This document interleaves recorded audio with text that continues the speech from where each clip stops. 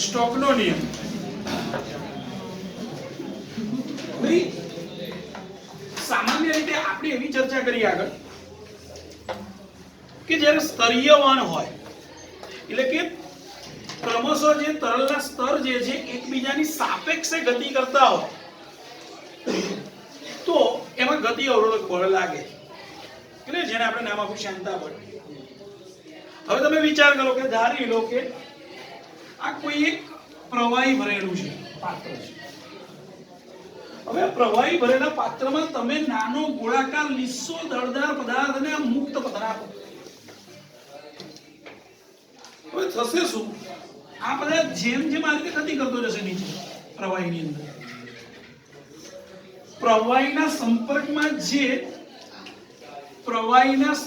આ પદાર્થના સંપર્કમાં જે પ્રવાહીના સ્તરો હશે એનો વેગ આ પદાર્થનો જે વેગ હશે એટલો વેગ હશે. આ જેમ જેમ નીચે જતો જશે વેગ વધતો જાય અને આ જ્યારે વેગ વધતો જાય છે તો એના સંપર્કમાં રહેલા પ્રવાહીના જે કઈ સ્તરો છે એનો પણ વેગ એટલો જ હશે, એટલા જ વેગથી ગતિ કરતો હશે. પણ એની સાપેક્ષે નીચેના સ્તર સ્થિર છે. ધેટ મીન્સ આ સ્તરના વેગ કેવા છે? જુદા જુદા રહે. માટે આ કેવું વહન થઈ ગયું? સ્તરીય. એનો અર્થ એવો છે કે આ સ્તરીય વહન હોય તો એની પર ગતિ અવરોધક બળ લાગતું હશે. એ બળ કેટલું લાગે? સ્ટોક નામના વૈજ્ઞાનિક માટે એના પરથી જે સ્ટોકનો નિયમ સમજ. સ્ટોક એવું કહે છે ભાઈ શ્યાન માધ્યમમાં નાના ગોળાકાર પદાર્થને મુક્ત પતન આપતા તેની પર ગતિ અવરોધક બળ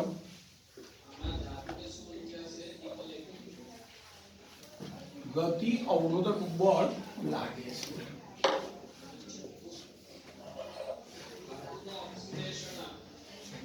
આ બળનું મૂલ્ય અહીંયા તમે એવું કહી શકો ગતિ અવરોધક બળ અથવા શ્યાનતા બળ. આ બળનું મૂલ્ય 6 પાઈ ઈટા RV જેટલું હોય છે. આ બળનું મૂલ્ય કેટલું હોય છે? 6 પાઈ ઈટા RV. શ્યાનતા બળ જે લાગે એની ઉપર ગતિ અવરોધક બળ એનું મૂલ્ય છે. એના માટેનું સૂત્ર જ્યાં ભાઈ ઈટા તો જે માધ્યમમાં જે શ્યાન માધ્યમમાં એને તમે ગતિ આપી છે એ માધ્યમનો શ્યાનતા ગુણાંક. માધ્યમનો શ્યાનતા ગુણાંક ભાઈ R તો એમાં જે તમે નાનો ગોળાકાર પદાર્થને મુક્ત પતન આપ્યો છે એ પદાર્થની ત્રિજ્યા ગોળાકાર પદાર્થની v પદાર્થની ઝડપ. બોલો ક્લિયર છે? ખ્યાલ આવ્યો? હવે પરિસ્થિતિ વિચારે જ્યારે હું મુક્ત પતન કરાઈશ તે વખતની વાત કરું ત્યારે પ્રારંભિક વેગ 0 હશે.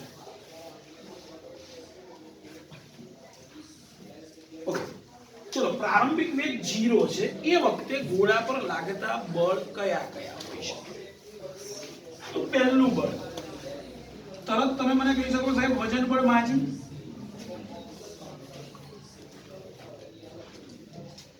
બીજું બળ તો કે ઉત્પ્લાવક બળ. તમે પદાર્થને જ્યારે પ્રવાહીમાં ડૂબાડ્યો મુક્ત પદાર્થ એટલે પ્રવાહીમાં ડૂબીને જ આગળ જશે ને તો એટલા પ્રવાહીને ખસવું પડ્યું એટલે ઉત્પ્લાવક બળ. ઉત્પ્લાવક બળ હંમેશા ઉધ્વ દિશામાં લાગે જેનું મૂલ્ય m0 g. બોલો ક્લિયર છો? હવે આ મારે ઉપર ના બતાવવું હોય તો હું આમ લખી શકું -m0g ઉપરની જગ્યાએ હું નીચે તરફ બતાવું તો બોલો આ m0g ને નીચે આ રીતે લખું તો ચાલશે mg m0g ક્લિયર છો અત્યારે કોઈ શાંતા બળ નથી કેમ શાંતા બળ જે છે એટલે કે ગતિ અવરોધક બળ એ તો ઝડપ પર આધારિત છે અને મુક્ત પદાને આપીએ ત્યારે તો એની ઝડપ 0 છે એટલે એની ઉપર અત્યારે કોઈ ગતિ અવરોધક બળ નથી હવે જેમ જેમ નીચે તરફ જતું જશે તેમ તેમ આ બંને બળમાં તો કોઈ ફેર પડવાનો જ નથી માત્ર ફેર શેમાં પડશે ગતિ અવરોધક બળ વધારાનું લાગશે તો હવે વિચારીએ તો લાગતા બળો કયા કયા તો કે mg m0g એટલે બે રૂપમાં લખી નાખ્યું m m0 * g અને ઉપર બળ લાગે છે ગતિ અવરોધક બળ fv કહી દઈએ 6 પાઈ ઈટા rv એ કેમ મેં fv લખ્યું કારણ કે વેગના અથવા ઝડપના સમપ્રમાણમાં છે માટે એટલે સંકેત આપણે fv લખ્યું હવે જેમ જેમ આ પદાર્થ નીચે તરફ જતો જાય છે એમ એનો વેગ વધતો જાય છે મને વેગ વધે છે માટે આ ગતિ અવરોધક બળ પણ વધતું જાય છે પણ આ બળના મૂલ્યમાં કોઈ ફેર પડવાનો તો બંને વચ્ચેનો તફાવત ઘટતો જશે એક ક્ષણ એવી આવશે કે આ 6 પાઈ ઈટા rv નું મૂલ્ય આના જેટલું થઈ જશે જ્યારે આ બંને બળ સમાન મૂલ્યના થઈ જશે તો પરિણામી બળ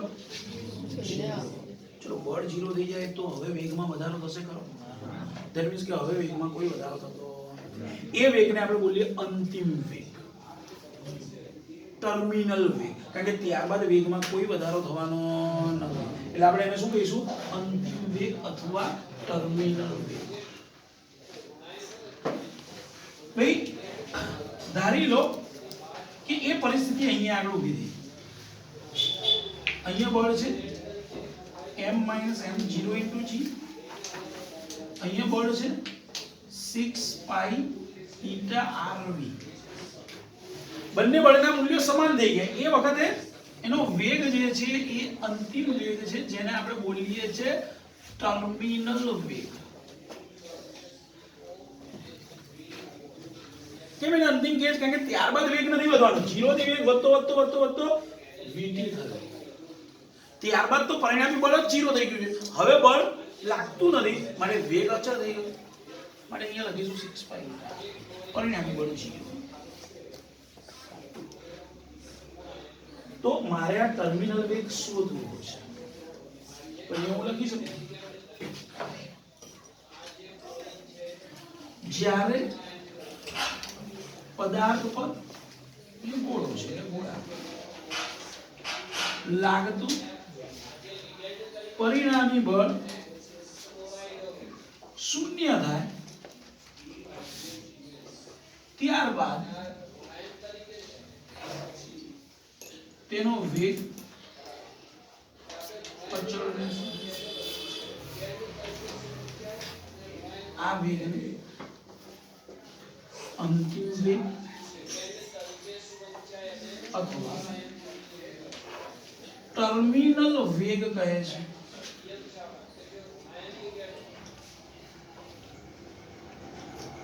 આપણે ચર્ચા ડાયરેક્ટ ટર્મિનલ વેગ વખતે જ કરવી આપણે આ બધી કોઈ ચર્ચા લખવી જ નથી તો ડાયરેક્ટ આપણે લખીશું આ બંનેને સરખાઈ દઈશું માટે ટર્મિનલ વેગ વખતે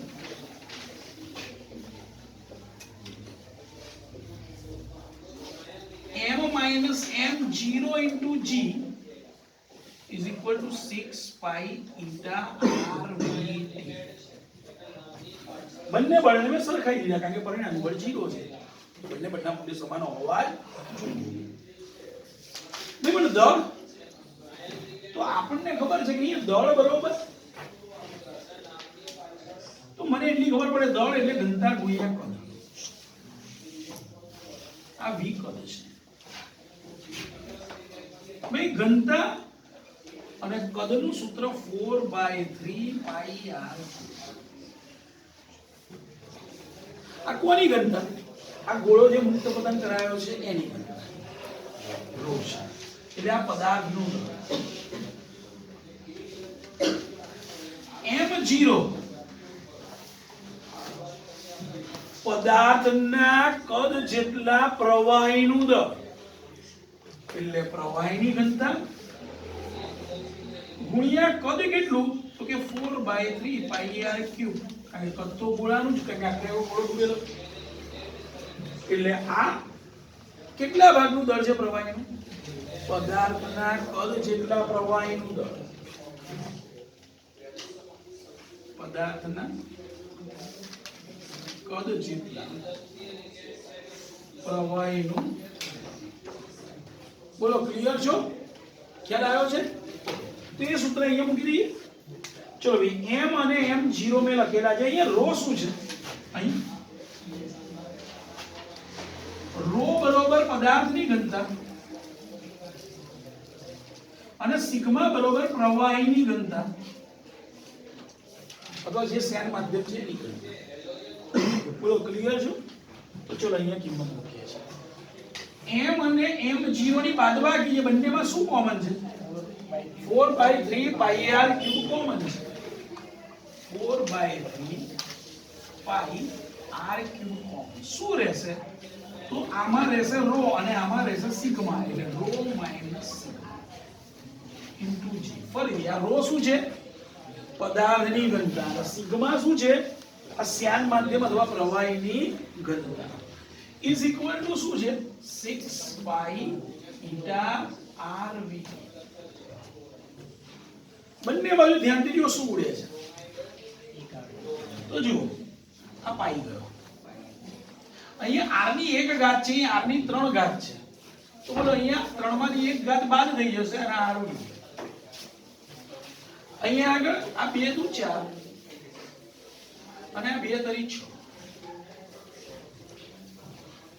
બોલો ક્લિયર છો તો હવે ટર્મિનલ વેગને કરતા બનાવી દઈએ vt is equal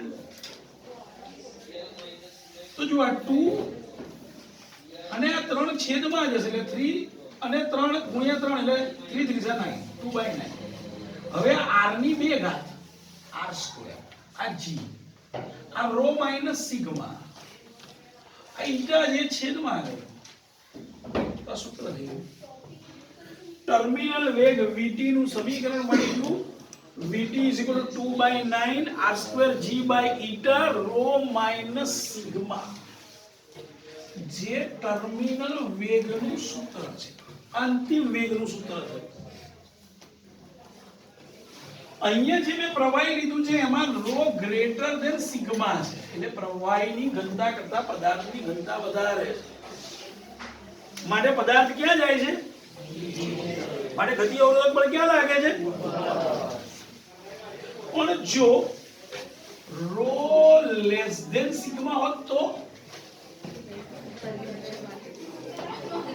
એવા સંજોગોમાં પદાર્થ નીચે જવાની જગ્યાએ ઉપર જશે અને ગતિ અવરોધક બળ નીચે ટર્મિનલ વેગ મળશે પણ પદાર્થ ક્યાં જતો હશે ઉપર એટલે રો ગ્રેટર ધેન સિગ્મા હોય રો ગ્રેટર ધેન સિગ્મા હોય તો પદાર્થ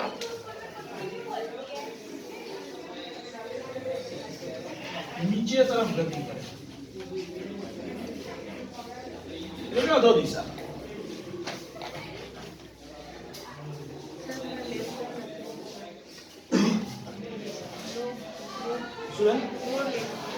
sorry rho greater than sigma હોય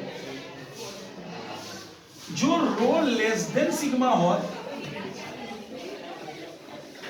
રો લેસ ધેન સિગ્મા હોય તો આ જે પદાર્થ જે છે એ નીચે તરફ જવાની જગ્યાએ પદાર્થ ઉર્ધ્વ દિશામાં પદાર્થ જે દિશામાં ગતિ કરે એની વિરુદ્ધ દિશામાં ગતિ અવરોધક બળ લાગે છે આવું શક્ય છે ખરું આ તો ખબર છે કે ભાઈ આ પદાર્થને આપણે કોઈ બી પદાર્થને તો પદાર્થને આપીએ તો નીચે જ જાય આવું હોઈ શકે કે રો લેસ ધેન સિગ્મા પદાર્થની ઘનતા કરતા પ્રવાહીની ઘનતા વધારે તો કે હવાનો પરમાણુ તમે કોઈ પરપોટો રચો તો એ પરપોટાની ઘનતા એ પ્રવાહીની ઘનતા કરતા પણ કેવી હશે? તો એવા સંજોગોમાં પરપોટો હંમેશા ક્યાં જાય? પરપોટો ઓલવેઝ શું ઉપર તરફ જતો હશે. ક્લિયર છો? બોલો ખ્યાલ આવે? એ પ્રશ્ન હવે ટર્મિનલ વેગ, ભાઈ આ ટર્મિનલ વેગનો ફાયદો તમને એક ફાયદો હું દેખાડી દઉં. આપણે બધા જ જાણીએ છીએ કે વાદળો જે છે એ આપણી પૃથ્વીની સપાટીથી ઘણી ઊંચાઈએ હશે. ઓછામાં ઓછા 10 કિલોમીટર ગણી નાખીએ. હવે આ ઊંચાઈએથી જ્યારે પાણી પડે, વરસાદ પડે એટલે પાણીના ટીપા નીચે તરફ આવતા હશે. હવે તમે વિચારો, પાણીના ટીપા આ રીતે નીચે આવતા હોય તો 10 કિલોમીટર ઊંચાઈએથી એ નીચે તરફ આવે તો એનો વેગ કેટલો બધો હશે? મુક્ત પતન કરતા પદાર્થનો વેગ તળિયે √2gh. આપણું સૂત્ર હતું 2, g ની કિંમત 10 અને h 10 કિલોમીટર કીધા એટલે 10 ની 4. ભાઈ 10 ની 4 નું તો વર્ગમૂળ કાઢીએ તો એ 100 થઈ ગયું, પણ અંદર 20 તો ખરા જ. 20 નું વર્ગમૂળ એટલે લગભગ 4.5 ગણી નાખીએ આપણે. તમે વિચાર તો કરો, 4.5 ગુણ્યા 10 ની 2 450 મીટર પર સેકન્ડની ઝડપથી એ વરસાદના ટીપા આપણા માથે પડે. દર એક ટીપાએ એક જન હોસ્પિટલાઇઝ. લગભગ એવું કહી શકાય કે દર વરસાદે પૃથ્વી ખાલી. આવું થતું કેમ? તો કે વરસાદ જેવો વાદળમાંથી જેવું વરસાદનું ટીપું મુક્ત પતન કરે છે એ હજી તો અડધો મીટરે અંતર નહીં કાપ્યું હોય ત્યાં તો એ ટર્મિનલ વેગ પ્રાપ્ત કરી લે છે. હવે ટર્મિનલ વેગ પ્રાપ્ત થઈ ગયો, હવે તો વેગમાં કોઈ ફેરફાર થવાનો નથી. માટે એ જે ટર્મિનલ વેગ જે છે એ જ વેગથી એ નીચે પડે છે. અને માટે આપણે વરસાદમાં બહાર નાહવા માટે જઈએ વગર ડરે. ક્લિયર? બીકોઝ ઓફ કલાવે બોલો ટર્મિનલ વેગ ખબર પડે.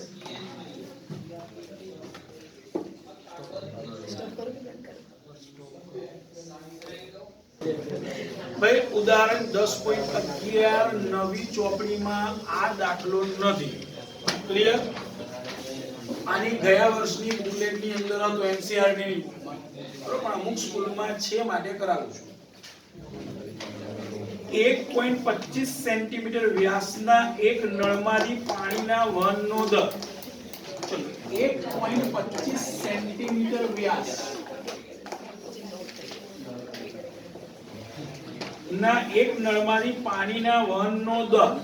ભાઈ પાણીના વહનનો દર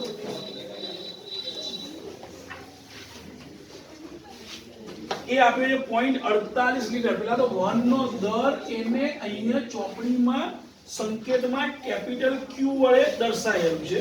એટલે વહનનો દર ઇઝ ઇક્વલ ટુ શું? તો કદ ભાગ્યા સમય. કદ ભાગ્યા સમય. હવે કદ એટલે ક્ષેત્રફળ ગુણ્યા વેગ. સાતત્ય સમીકરણ યાદ કરો.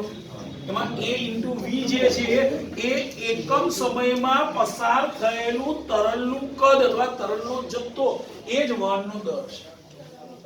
ક્લિયર? ઓકે, એ તમને આપેલો છે 0.48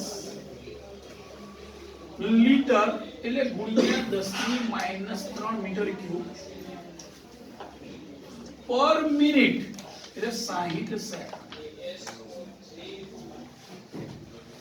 ક્લિયર છો? પાણીનો શ્યામતા ગુણાંક 10⁻³ પાસ્કલ છે.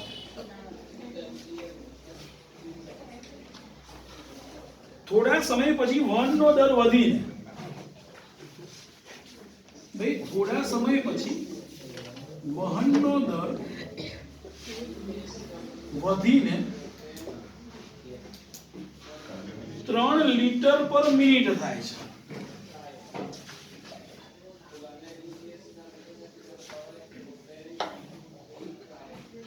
બંને વહન દર માટે વહનની લાક્ષણિકતા જણાવો. ભાઈ આ 3 લિટર એટલે 3 ગુણ્યા 10 ની માઈનસ 3 મીટર ક્યુબ ભાગ્યા 60 સેકન્ડ. એને આપણે Q2 કહી દઈશું. તો બંને કિસ્સામાં તરલનો પ્રકાર જણાવવાનો છે કે ધારા રેખીય છે કે પ્રક્ષુબ્ધ છે. તો એના માટે મારે જોઈશે શું? રેનોલ્ડ. ભાઈ રેનોલ્ડનું સૂત્ર શું છે? ρ / θ. રેનોલ્ડનું મૂલ્ય છે ρ v d /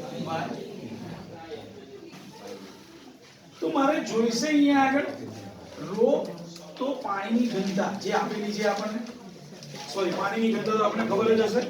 ઓકે. v તો ઝડપ નથી આપી, એની જગ્યાએ તમને આપ્યું છે વહનનો દર. સમય t પણ નથી આપેલું, શ્યાનતા ગુણાંક આપેલું છે. તો મારે કોઈ પણ હિસાબે અહીંયા આગળ તમારે વહનના દરના સ્વરૂપમાં ફેરવવું પડશે. મારે અહીંયા કોઈ બી હિસાબે શું લાવવું પડશે? વહનનો દર, એટલે કે q નું મૂલ્ય વહનના દરના સ્વરૂપમાં લઈ આવવું. તો આ વહનનો દર q av / η છે, સોરી av / t છે. તો અહીંયા આગળ av q1 * t લખી શકાશે. av ક્લિયર, એટલે અહીંયા હું લખતો જઉં છું અને અહીંયા આગળ આપણે એને q ના સ્વરૂપમાં ફેરવવું છે માટે. એટલે વહનનો દર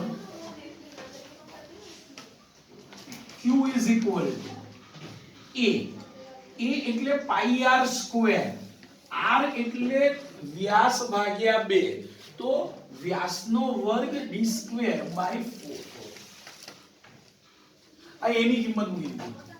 ક્લિયર છો? પાઈ d² અને આ vm ના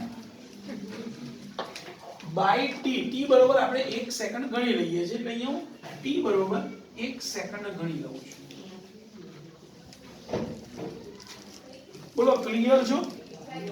તો તમને અહીંયા શું ખૂટે છે? શું ઝડપ? તો ઝડપના કરતા બને મને ઝડપ v બરોબર શું થયું? 4q / પાઈ d². 4q / પાઈ d² માટે રેનોલ્ડ અંક Re is equal to, ચલો ભાઈ, ρ m ના m d m ના m by η m ના m. ચલો v ની જગ્યાએ 4q / પાઈ d². ચલો એક રીત તો જતો રહેશે અહીંયા. ધેટ મીન્સ રેનોલ્ડ અંકનું સૂત્ર મળ્યું મને ρ * 4q / પાઈ d η. બોલો ક્લિયર છો? તો હવે આપણે અહીંયા આગળ મૂલ્ય શોધતા રહીએ. તો જુઓ, સૌપ્રથમ રેનોલ્ડ અંકનું મૂલ્ય q બરોબર q1 માટે.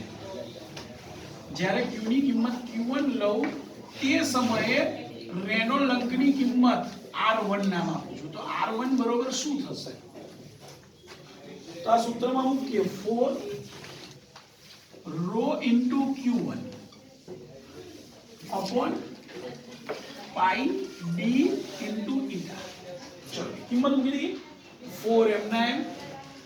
ભાઈ પાણીની ઘનતા 10⁻³ કિલોગ્રામ પર મીટર ક્યુબ.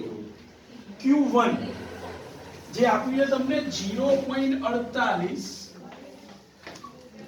ગુણ્યા 10⁻³ ભાગ્યા 60. ચલો હવે આ પાઈ 3.14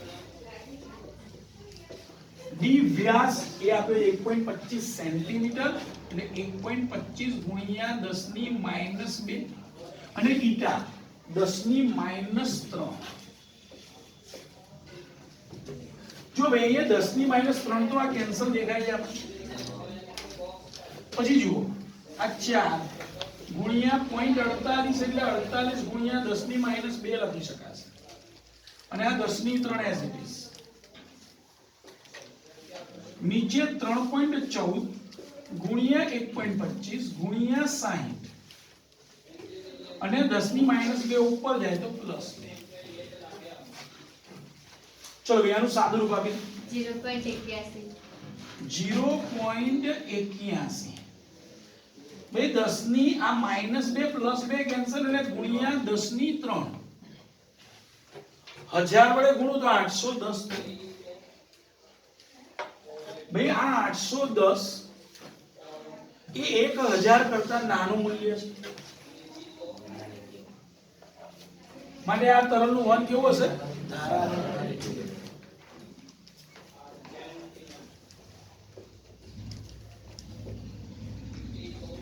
ચલો હવે q બરોબર q2 માટે વાત કરીએ તો રેડોલ્ડ અંકને r2 કહી દઈએ માટે r2 is equal 4 rho q2 upon pi d eta.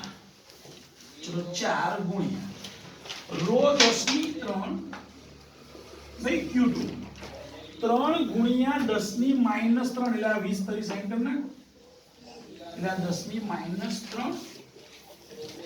ભાગ્યા 20. ચલો 4 રો અને q2 ની કિંમત આવી ગઈ નીચે પાઈ 3.6 d ઘનતા ઘનતા કે d ની કિંમત એટલે વ્યાસ છે 1.25 સેન્ટીમીટર સેન્ટીમીટર છે એટલે મીટરમાં ફેરવવા માટે મારે 10 ની -2 ગુણવા પડે ઉપર લખો એટલે 10 ની પ્લસ. જો સેન્ટા કોઈ 10 ની -3 આપેલા છે ઉપર લઈ લઈએ તો પ્લસ. જો ભાઈ આ -3 +3 તો કેન્સલ. ચલો હવે આનું સાદું રૂપ તમારે આપવાનું રહ્યું મને 20.38 એમાં 10 ની 3 લઈ લીધી બેન તો કઈ રીતે થાય આ 4 × 20 તો અંશમાં તો તારે 1000 લેવા જ પડશે ને 1000 ભાગ્યા લેવાનું આવશે.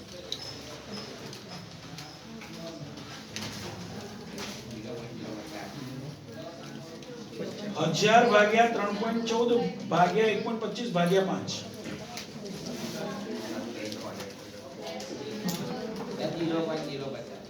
0.10 ભાગ્યા કરે તો કઈ 50.55 ગુણ્યા 10 ની 2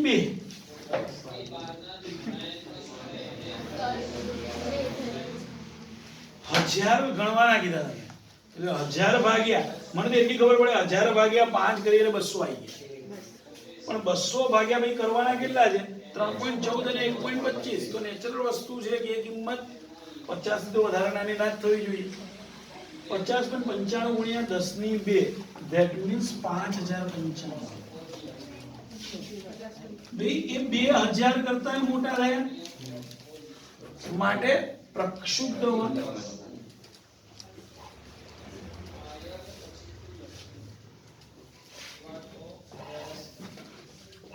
ક્લિયર આ વહનનો પ્રકાર